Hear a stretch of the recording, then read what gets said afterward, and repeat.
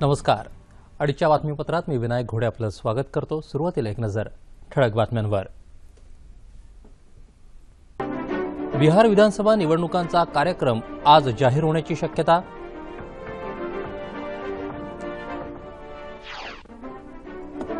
केंद्रीय कर्मचाऱ्यांच्या महागाई भत्त्यात 6% वाढ करण्याचा केंद्रीय मंत्रिमंडळाचा निर्णय. भारत पाकिस्तानच्या सीमा सुरक्षा दलाच्या महासंचालकांची आज नवी दिल्लीत बैठक. येत्या एप्रिलपासून वस्तू आणि सेवा कर लागू व्हावा, केंद्रीय वित्तमंत्री. आणि अमेरिकन खुल्या टेनिस स्पर्धेत सेरेना विल्यम्स आणि जोकोविचही उपांत्य फेरीत दाखल.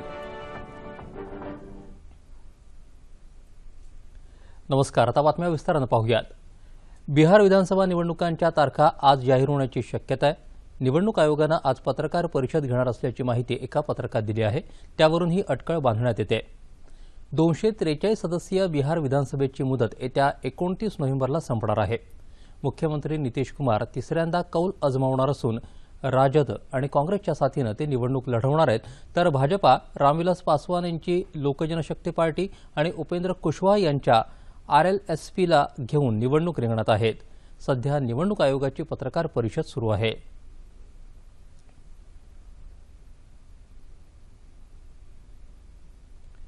केंद्रीय कर्मचाऱ्यांच्या महागाई भत्त्यात 6% वाढ करण्याचा निर्णय केंद्रीय मंत्रिमंडळाच्या आज झालेल्या बैठकीत घेण्यात आला. 1 जुलैपासून महागाई भत्त्यातली वाढ लागू होणार आहे. 6व्या वेतन आयोगाच्या शिफारशींवर आधारित महागाई भत्त्यात वाढ करण्यात आली असून 48 लाख कर्मचारी आणि 55 लाख निवृत्ती वेतनधारकांना याचा लाभ होणार आहे. सोन्यावर व्याज देणाऱ्या गोल्ड बॉन्ड योजनेलाही मंत्रिमंडळानं मंजुरी दिली आहे. बँकेत सोनं ठेवून त्यावर व्याज मिळण्याची संधी या योजनेद्वारे मिळणार आहे. एका वर्षात 500 ग्रॅमपर्यंतचे सुवर्ण रोखे व्यक्तीला खरेदी करता येतील. स्पेक्ट्रम ट्रेडिंग धोरणाला तसंच किनारपट्टी पवन ऊर्जा धोरणालाही मंत्रिमंडळानं आज संमती दिली. भारत आणि पाकिस्तानच्या सीमा सुरक्षा दलाच्या महासंचालकांची द्वैवार्षिक बैठक आज नवी दिल्लीत होते.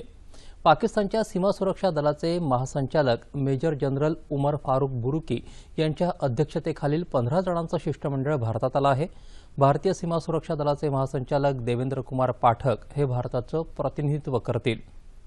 4 दिवस चालणाऱ्या या बैठकीत जम्मू काश्मीरमध्ये सातत्यानं होणारं शस्त्रसंधीचं उल्लंघन, घुसखोरी आणि तस्करी यासह इतर प्रमुख मुद्दे भारताच्या वतीनं मांडले जातील. भारतीय अंतराळ संशोधन संस्था इस्रोला 2014 या वर्षासाठीच्या गांधी शांतता पुरस्कारानं सन्मानित केलं जाणार आहे. राष्ट्रपती प्रणव मुखर्जी आज राष्ट्रपती भवनात हा पुरस्कार प्रदान करतील. सामाजिक, आर्थिक आणि राजकीय बदलांमध्ये अहिंसा आणि इतर गांधीवादी विचारांच्या माध्यमातून मोलाचं योगदान देणाऱ्या व्यक्ती आणि संस्थांना हा पुरस्कार दिला जातो. महात्मा गांधी यांच्या 125व्या जयंतीच्या निमित्तानं 1995 मध्ये या पुरस्कारांची सुरुवात झाली. येत्या 1 एप्रिलपासून नवा वस्तू आणि सेवा कर लागू व्हावा असं ठाम मत केंद्रीय वित्तमंत्री अरुण जेटली यांनी व्यक्त केलं आहे. विरोधी पक्ष असलेल्या काँग्रेसनं यात राजकीय अडथळे आणण्याचा प्रयत्न सुरू ठेवल्यानं या प्रक्रियेला विलंब होत असला तरीही पुढच्या एप्रिलपासून वस्तू आणि सेवा कर कायदा लागू व्हावा असंच आपलं म्हणणं असल्याचं नवी दिल्लीत अर्थतज्ज्ञांच्या परिषदेत बोलताना त्यांनी स्पष्ट केलं. वस्तू आणि सेवा कर विधेयकाला जवळजवळ सर्वांनी पाठिंबा दिल्याचं त्यांनी सांगितलं.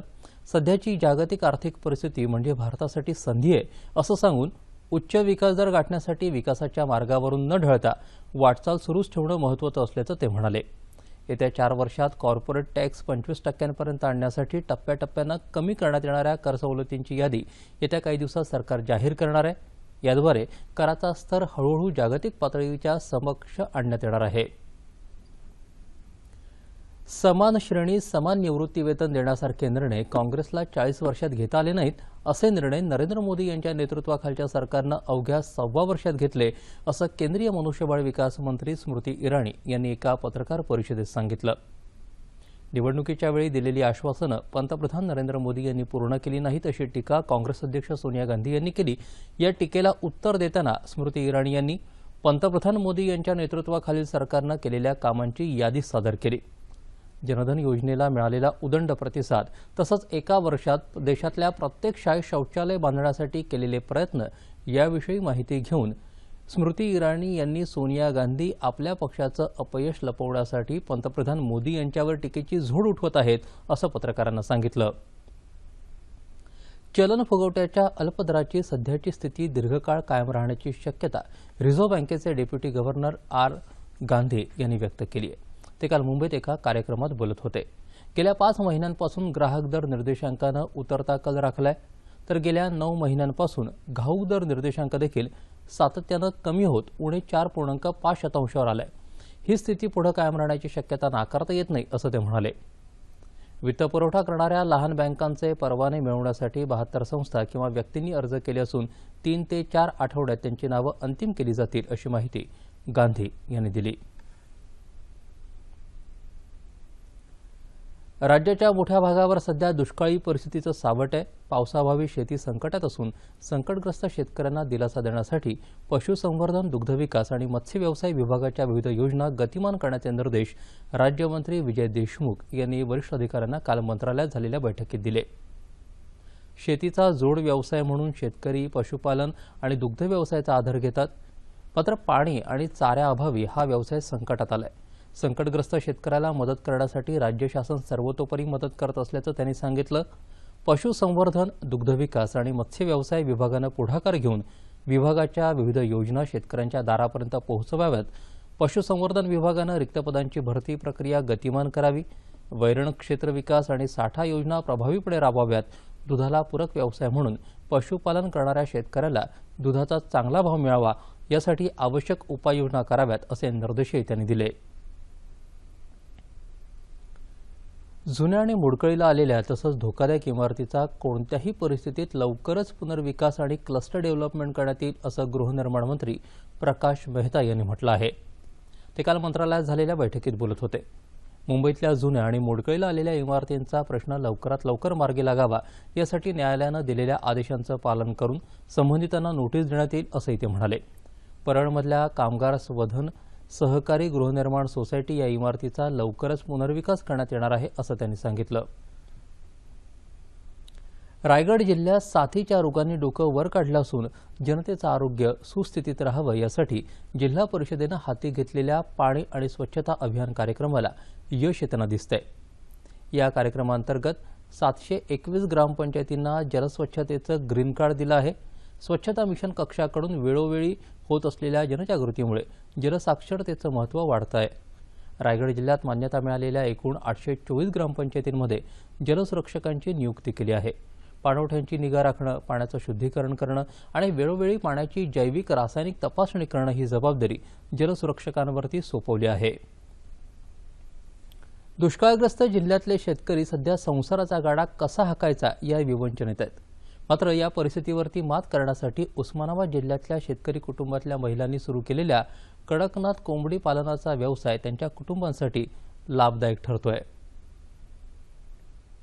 मराठवाड्यातला उस्मानाबाद जिल्हा गेल्या 3 वर्षांपासून दुष्काळी परिस्थितीचा सामना करत आहे.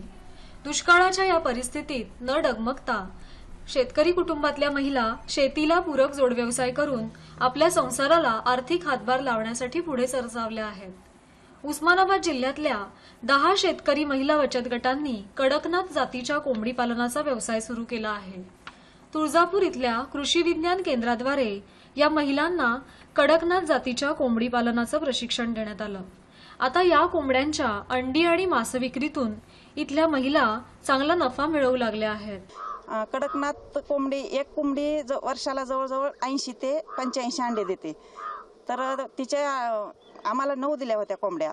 तर त्या 9 कोंबड्याचे जवळजवळ 810 ते 810-15च्या आसपास अंडे होतात. तर जवळजवळ 20,000 रुपयाचं आम्हाला त्यापासून उत्पन्न मिळते. आमच्या जे संसारामध्ये आम्हाला कुठल्याच उत्पन्नाची बाजू नव्हती. तर ते कडकनाथ कोंबडीचे जे अंडे आहेत तर त्याच्यामुळे दिवसातून 2-3 लोकांचे असं म्हणजे मागणे की आम्हाला द्या वगैरे म्हणून लोक सारखं असं मागत असतात. आणि एकाच गावात नाही तर वेगवेगळ्या गावातून ही मागणी आहे. इतर जातीपेक्षा कडकनाथ जातीच्या कोंबड्यांमध्ये प्रथिने आणि लोहाचे प्रमाण जास्त असते. ही कोंबडी प्रामुख्याने मध्य प्रदेशातल्या आदिवासी बहुल भागात आढळते. तसंच कुठल्याही वातावरणात तग धरून राहते. तिला लसीकरणाची गरज लागत नाही असं संशोधक सांगतात. उस्मानाबादी शेतीला कडकनाथ कोंबडी उपयुक्त असल्यामुळे सध्या दुष्काळाच्या झळा जाणवू लागल्यानं आर्थिक विवंचनेत असलेल्या शेतकरी कुटुंबांना कडकनाथ कोंबडी पालन आर्थिकदृष्ट्या आधार देत आहे.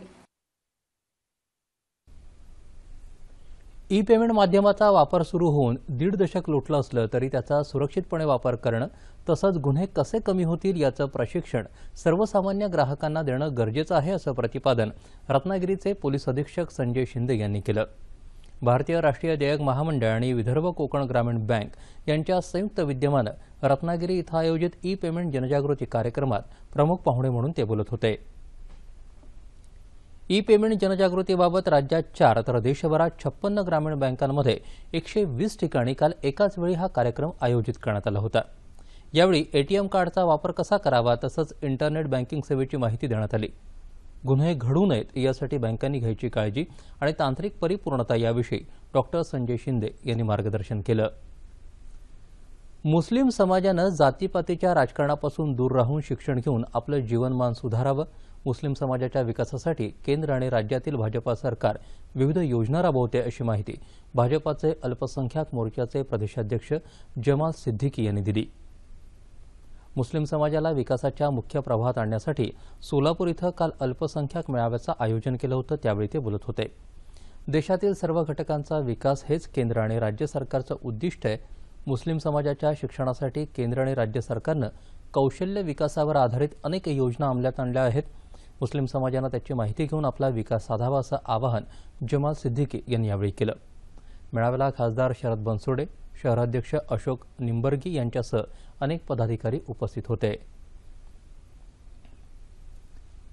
कोल्हापूर शहरात विकासगंगा आणण्यासाठी आगामी निवडणुकीत महानगरपालिकेवर शिवसेनेचा भगवा फडकावा असं आवाहन सार्वजनिक बांधकाम मंत्री एकनाथ शिंदे यांनी केलं.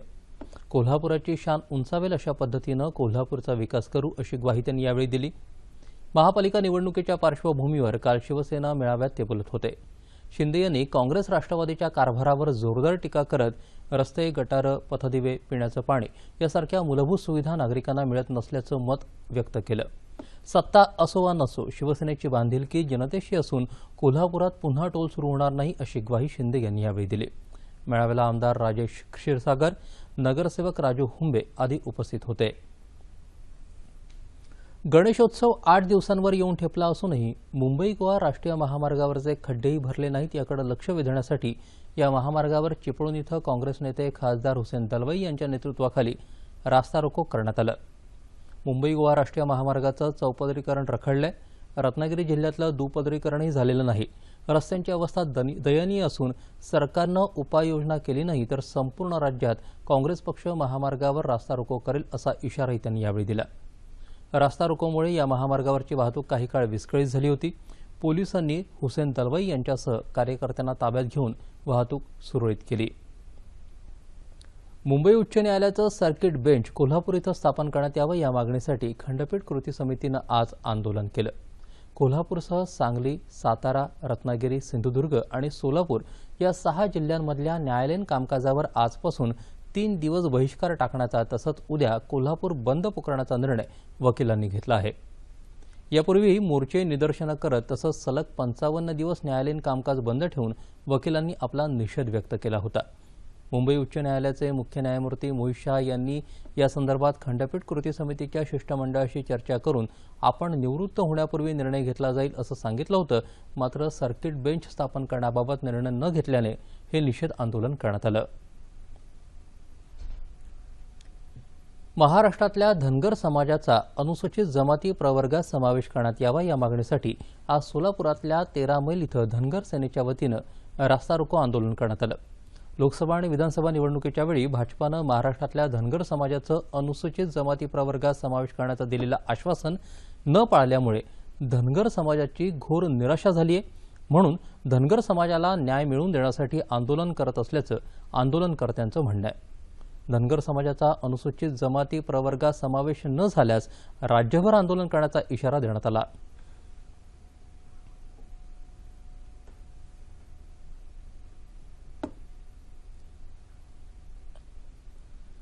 प्रसार माध्यमांचं नियमन करणं हे प्रेस परिषदेचं काम नसून माध्यमांचं स्वातंत्र्य अबाधित राखणं हे प्रेस परिषदेचं काम असल्याचं चंद्रमौली कुमार यांनी म्हटलं आहे. नागपूर श्रमिक पत्रकार संघानं काल मीट द प्रेस या कार्यक्रमाचं आयोजन केलं होतं।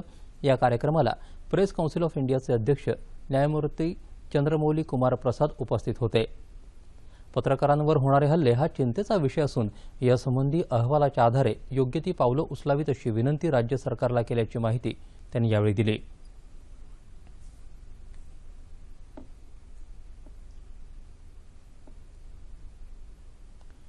येमेनमध्ये सौदी अरेबिया प्रणीत आघाडीच्या हवाई हल्ल्यांमध्ये 20 पैकी 7 भारतीय बेपत्ता झाल्याचं परराष्ट्र व्यवहार मंत्रालयानं सांगितलं आहे। या हल्ल्यात 20 भारतीयांचा मृत्यू झाल्याचं वृत्त प्रसिद्ध झालं होतं। मात्र ज्या बोटींवर हवाई हल्ले करण्यात आले त्या बोटींवर असलेल्या भारतीयांपैकी 13 जण सुखरूप असल्याची आणि 7 जण बेपत्ता असल्याची माहिती परराष्ट्र व्यवहार मंत्रालयाच्या प्रवक्त्यानं दिली आहे। भारतीय दूतावासाचे अधिकारी सातत्यानं येमेनमधल्या स्थानिक अधिकाऱ्यांच्या संपर्कात असून हल्ला झालेल्या बोटीच्या मालकाची ते आज भेट घेणार असल्याचं प्रवक्त्यानं सांगितलं। हंगेरीला पुढल्या 10 दिवसात मोठ्या प्रमाणात निर्वासितांच्या लोंढ्याच्या समस्येला तोंड द्यावं लागेल असा इशारा संयुक्त राष्ट्रांच्या निर्वासित संघटनेनं दिला आहे। सुमारे 42,000 निर्वासित हंगेरीत आश्रय घेण्याच्या प्रयत्नात असून त्यांच्यासाठी सीमेवर निवारे उभारण्यासाठी हंगेरीला आंतरराष्ट्रीय मदतीची गरज भासणार आहे। हंगेरी आणि सर्बियाच्या सीमेवर यापूर्वीच मध्यपूर्व, आशिया आणि आफ्रिकेतून आलेले वैफल्यग्रस्त समूह खडतर परिस्थितीला तोंड देत आहेत। दरम्यान येमेनमध्ये सौदी अरेबिया प्रणीत आघाडीच्या हवाई हल्ल्यात 20 भारतीयांचा मृत्यू झाल्याचं वृत्त आहे।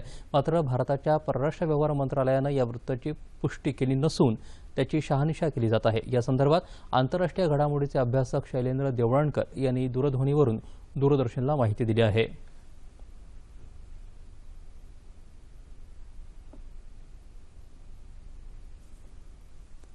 सिरियामधील निर्वासितांचा प्रश्न आज जगासमोरची सर्वात भीषण व भयंकर अशा स्वरूपाची समस्या आहे। आज आपण बघतो की संपूर्ण सिरियाची विभागणी ही साधारणतः 4 गटांमध्ये झालेली आहे। एकीकडे शासन आहे, दुसरीकडे उठावकर्ते आहेत आणि आता त्यामध्ये इस्लामिक स्टेट सारखी एक दहशतवादी संघटना तसंच कुर्दिश सैन्य यांचा आता सहभाग झालेला आहे। आणि या चौघांच्याही संघर्षामध्ये निर्वासितांचा अतिशय गंभीर असा प्रश्न निर्माण झालेला आहे। मुख्य प्रश्न आहे की आता जे सिरियाचे शेजारी राष्ट्र आहेत त्यामध्ये जॉर्डन, लेबनन आणि तुर्की या 3 राष्ट्रांचा समावेश होतो। त्यामुळे बहुतांश सिरियन जे निर्वासित आहेत ते ह्या 3 देशांमध्ये आसरा घेत आहेत आणि या तिन्ही देशांमध्ये सध्या निर्वासितांच्या छावण्या तयार झालेल्या आहेत। तथापि या छावण्यांची जी क्षमता आहे ती अतिशय मर्यादित स्वरूपाची आहे। त्याचप्रमाणे जॉर्डन असेल किंवा लेबनन असेल ती अतिशय छोटी राष्ट्र आहेत, त्यांच्याकडे साधन संपत्तीचा तुटवडा आहे आणि त्यामुळे निर्वासितांचे जे अन्न, वस्त्र आणि निवाऱ्याचे प्रश्न आहेत ते सोडवले जात नाहीयेत। त्यामुळे आता हे निर्वासित तुर्कीच्या माध्यमातून समुद्र मार्गाने ग्रीस आणि ग्रीसमधनं हंगेरी आणि हंगेरीमधनं मग इटली, जर्मनी, इंग्लंड, फ्रान्स यासारख्या युरोपियन देशांमध्ये जात आहेत।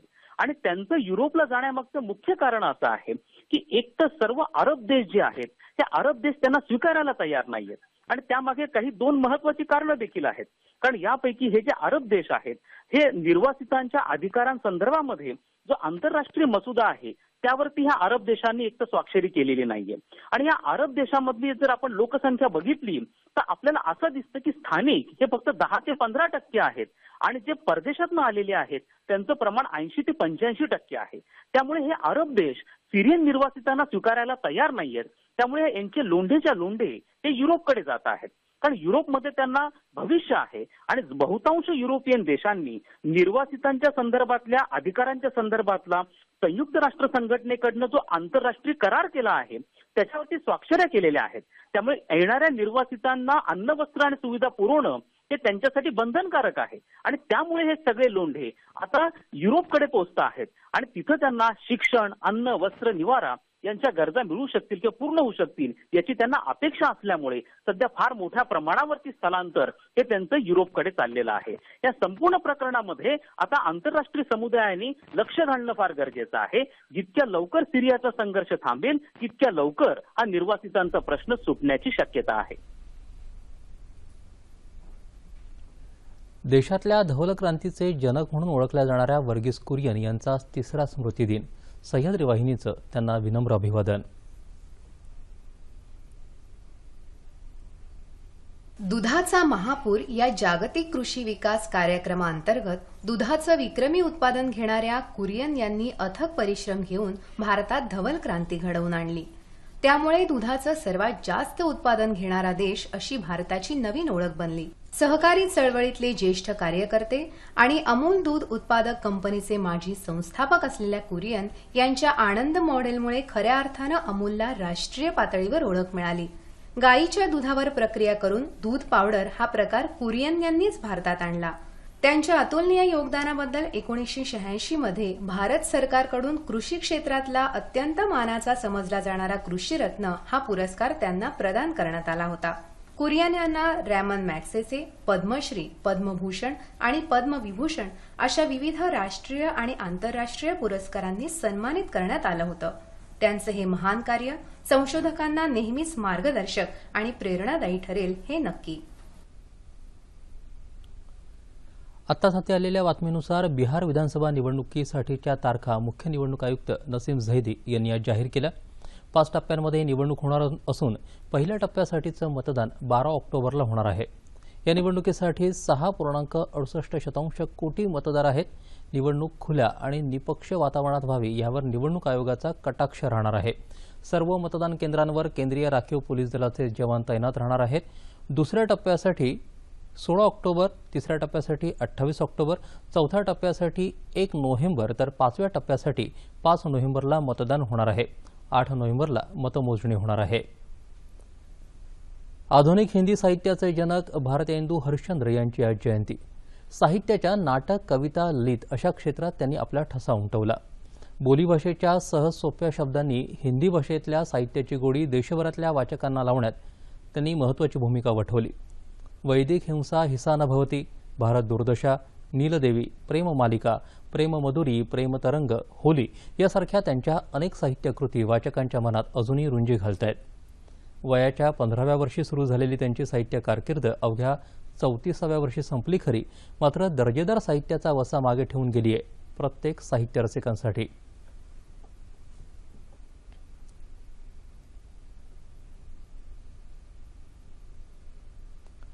अमेरिकन खुल्या टेनिस स्पर्धेत आज महिला एकेरीच्या उपांत्यपूर्व फेरीत अमेरिकेच्या विल्यम्स भगिनींमध्ये झालेल्या लढतीत अग्रमानांकित सेरेनानं विजय मिळवला. सेरेनानं व्हिनस विल्यम्सवर 6-2, 2-6, 6-3 अशी चुरशीच्या लढतीत मात करत स्पर्धेची उपांत्य फेरी गाठली. उपांत्यपूर्व फेरीची दुसरी लढतही चुरशीची झाली. या लढतीत इटलीच्या रॉबर्टा विन्सीनं फ्रान्सच्या म्लाडेनोविचचा 3-6, 7-5, 6-4 असा पराभव केला आणि स्पर्धेची उपांत्य फेरी गाठली.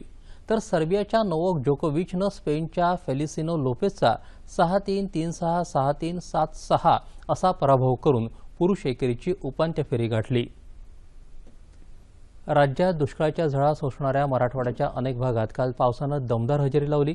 त्यामुळे पाणी टंचाईचा सामना करणाऱ्या नागरिकांसह बळीराजाला मोठा दिलासा मिळाला. मराठवाड्यातल्या उस्मानाबाद, नांदेड, हिंगोली, जालना आणि परभणी या सर्वच भागात हा पाऊस झाला. नाशिक, सोलापूर, पुणे, नागपूर जिल्ह्यातल्या अनेक भागातही काल दमदार पाऊस झाला. नाशिक जिल्ह्यात ज्या भागात पावसानं ओढ दिली त्या मालेगाव, निफाड आणि लासलगावातही काल जोरदार हजेरी लावली. अहमदनगर जिल्ह्यातही पाथर्डी, कर्जत, कोपरगाव, जामखेड या गावात गेल्या 3 दिवसांपासून दमदार पाऊस झालाय. शेतकऱ्यांना दिलासा मिळाला. त्यामुळे सोलापूर जिल्ह्यातही झालेल्या पावसानं नागरिकांना दिलासा मिळाला आहे. जिल्ह्यात सर्वदूर पाऊस झाल्यानं पिकांना जीवदान मिळण्याची शक्यता बळावली आहे. काही दिवस असाच पाऊस झाला तर टंचाईच्या झळा निश्चितच कमी होतील. हिंगोली शहर परिसरातही काल संध्याकाळपासून विजेच्या कडकडाटासह मुसळधार पाऊस झाला. पुण्यातही काल 22 मिलीमीटर पावसाची नोंद झाली. दरम्यान महाराष्ट्रातून पावसाचा परतीचा प्रवास सुरू झाला की काय अशी भीती शेतकऱ्यांना वाटत होती. मात्र अजूनही आशा कायम असल्याचं कुलाबा वेधशाळेचे उपमहासंचालक कृष्णानंद होसाळीकर यांनी म्हटलं आहे. मुंबईतही आज सकाळपासून आकाश ढगाळ असून अनेक भागात रिमझिम पावसानं हजेरी लावली. आता पाहूया ठळक बातम्या पुन्हा एकदा.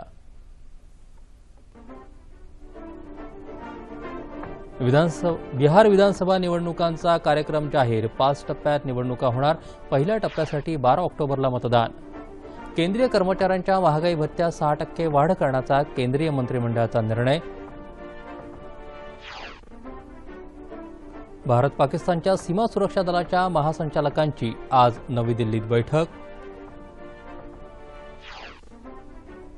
येत्या एप्रिलपासून वस्तू आणि सेवा कर लागू व्हावा, केंद्रीय वित्तमंत्री. आणि अमेरिकन खुल्या टेनिस स्पर्धेत सेरेना विल्यम्स आणि जोकोविचही उपांत्य फेरीत दाखल. याबरोबरच हे बातमीपत्र संपलं. पुन्हा भेटूया संध्याकाळी 5 वाजता आपल्या सह्याद्री वाहिनीवर. नमस्कार.